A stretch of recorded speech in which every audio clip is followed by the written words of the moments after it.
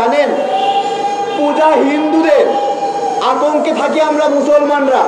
বুয়েটের আবরার ফাহাদ হত্যার কথা আপনাদের মনে আছে? আবরার ফাহাদ হত্যার অন্যতম আসামি নাম কি? অমিত শাহ। এই অমিত শাহ একজন ইসকনের সদস্য ছিল। আমরা কখনোই ওই অবজারভেশন নেইনি যে আবরার ফাহাদকে ইসকন হত্যা করেছে, অথচ দেখেন সেখানে তাদের হাত রয়েছে। এরপরে সিলেটে মুসলমানদের উপরে গুলি বর্ষণ করেছিল কারা বলেন তো? ইসকন মন্দির থেকে। স্বামীবাগে তারাবি নামাজের উপরে হামলা করেছিল কারা? ইসকনিরা। ইসকনে। এইরকম অনেক ঘটনা রয়েছে যেগুলো ইসকনের তাণ্ডব। ইসকনের তাণ্ডবের দ্বারা সবচেয়ে বেশি ক্ষতিগ্রস্ত হয়েছে হিন্দু সম্প্রদায়ের লোকেরা, এবং নিজ নিজ জাতপাত ভেঙে এখন সবাই ইসকন হচ্ছে। আর মন্দিরগুলো ইসকনের লোকেরা দখল করে করে ইসকন মন্দির বানিয়ে ফেলছে।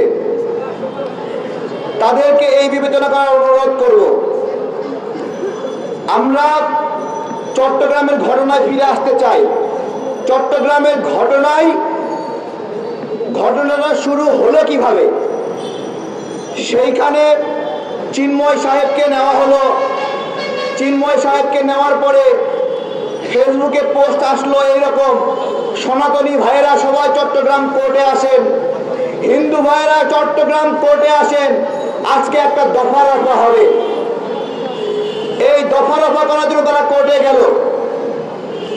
এখন কোর্টে গিয়ে সেখানে একজন ভাইকে হত্যা করলো।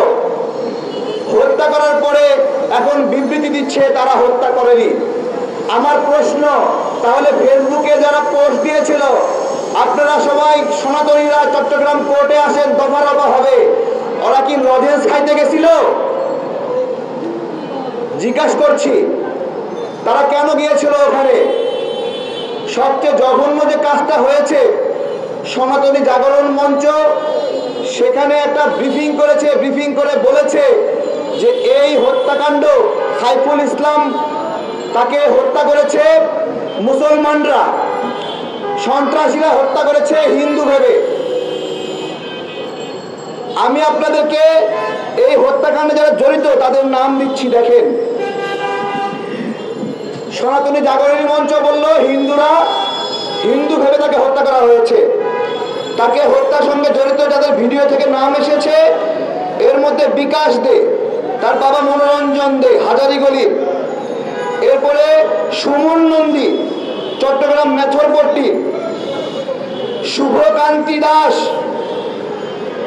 সে বিজিসি ট্রাস্ট ইউনিভার্সিটি এলএলবি 36তম ব্যাচের, এবং সুধীর চক্রবর্তীর সন্তান নারায়ণ চক্রবর্তী, এবং বন্দরের নিমতলা এলাকার মানিক দের ছেলে মন্টু দে।